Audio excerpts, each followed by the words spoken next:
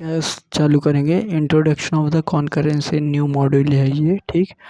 Concurrency क्या होता है? कॉन्करेंसी क्या होता है? Is the execution of the multiple instruction sequentially at the same time. ये क्या है? Execution of the multiple instruction, multiple instruction sequence at same times. Multiple instruction को एग्जीक्यूट करना है, instruction sequence at the same time, उसकी sequence है। It happen the operating system when there are the several process thread run in the parallel. ये कब होता है? जब ऑपरेटिंग सिस्टम में जो सेवरल प्रोसेस होते हैं, अलग अलग प्रोसेस, सेवरल जो प्रोसेस के थ्रेड जो होते हैं वो रन करते हैं पैरेलली, तब होता है कॉन्करेंसी आती है। तब क्या आती है? कॉन्करेंसी होती है।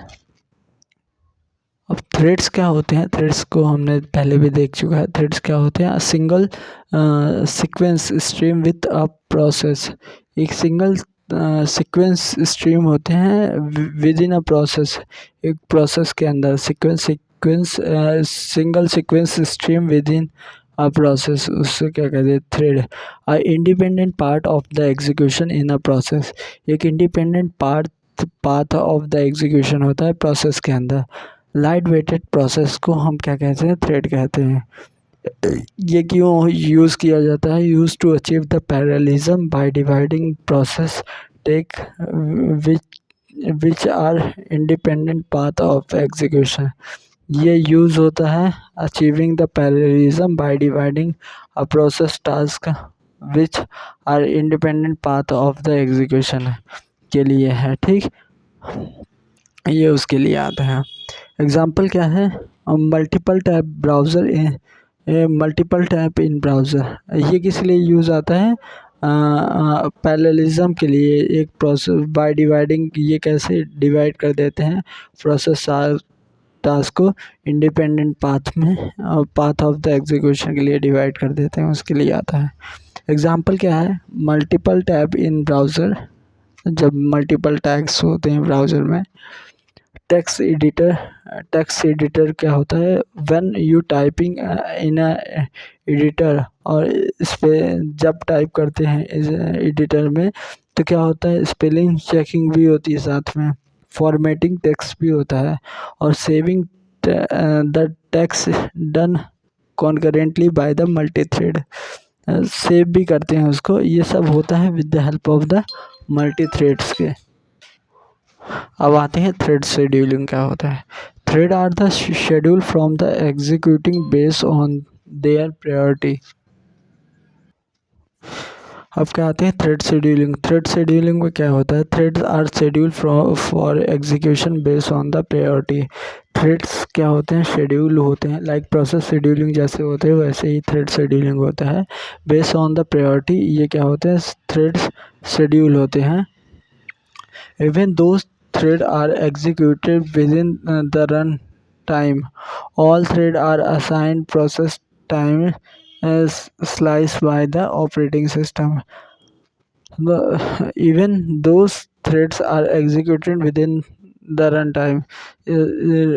ये क्या है कि थ्रेड्स को रन करना है within the time, but all threads are assign process time slice by the operating system. लेकिन ऑल थ्रेड्स को असाइन किया है प्रोसेस और time by slide. All threads are assign process time slice by the operating system. Process time को divide करने के बाद all threads को टाइम असाइन किया है थ्रेड। अब आते हैं क्या? Thread context switching. जैसे प्रोसेस कॉन्टेक्स्ट स्विचिंग होता है था, उसी तरह से थ्रेड कॉन्टेक्स्ट स्विचिंग होता है। OS save current state of threads. OS क्या करता है? करंट स्टेट को क्या करता है? सेव करता है and switch to another thread of same process, और स्विच कर देता है another thread of the same process.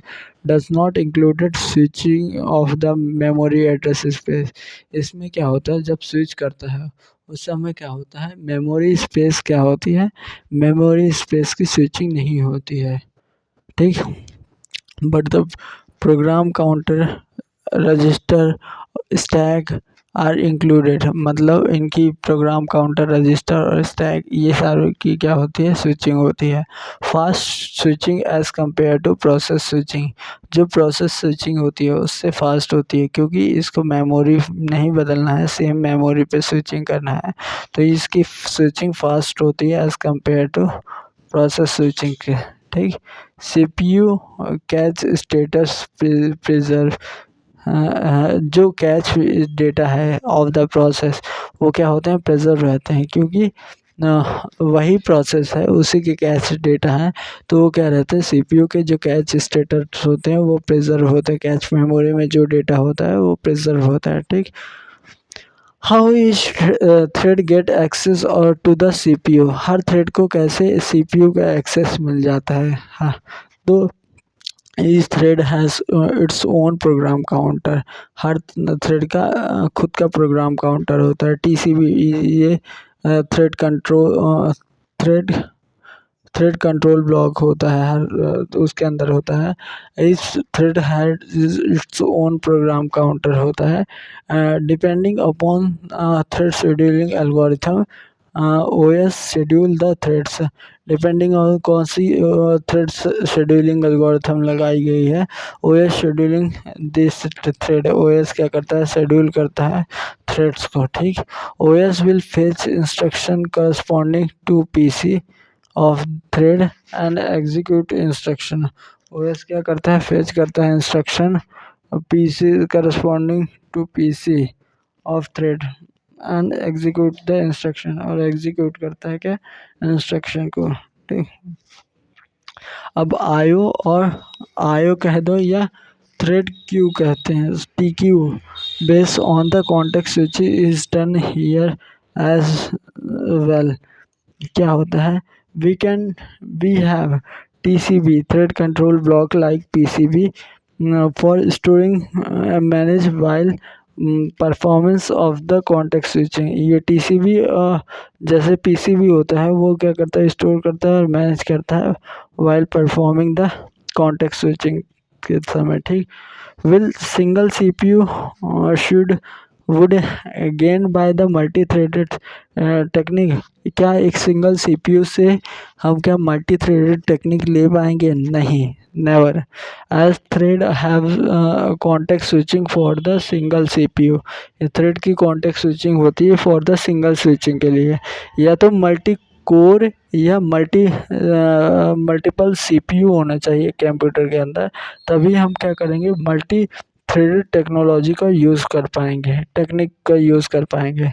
This will not be given any gain, अगर सिंगल सीपीयू है तो वो कोई भी बेनिफिट्स उससे नहीं मिलेगा। ठीक, अब 8th वाला, benefit of the multi threaded है तो उससे क्या होगा, रिस्पॉन्सिवनेस, क्योंकि हर अगर एक प्रोसेस के अंदर की चीज़ें जो कॉन्करेंटली एग्जीक्यूशन होगी तो रिस्पॉन्सिवनेस जल लगेगा, कि हर चीज़ जैसे टेक्स्ट लिखे तो वो इस स्पेलिंग चेकिंग,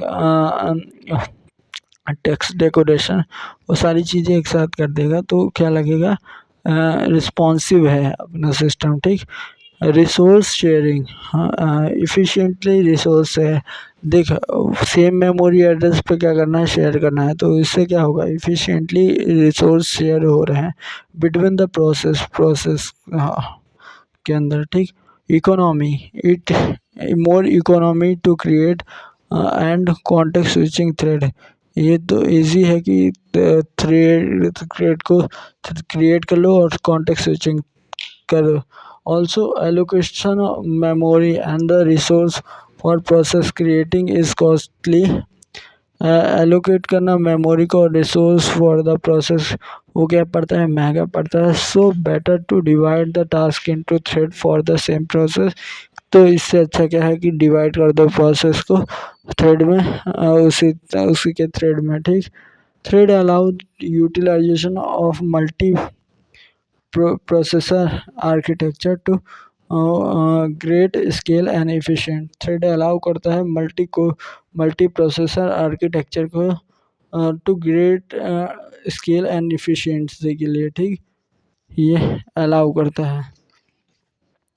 और जो स्ट्रक्चर होता है प्रोसेस का, जैसे स्टैक हो गया ऊपर, फिर हीप होता है नीचे, यही सेम स्ट्रक्चर क्या होता है हर इंडिविजुअल थ्रेड का बनता है। तो structure of the thread is the same as the structure of the process, यही लिखा हूँ।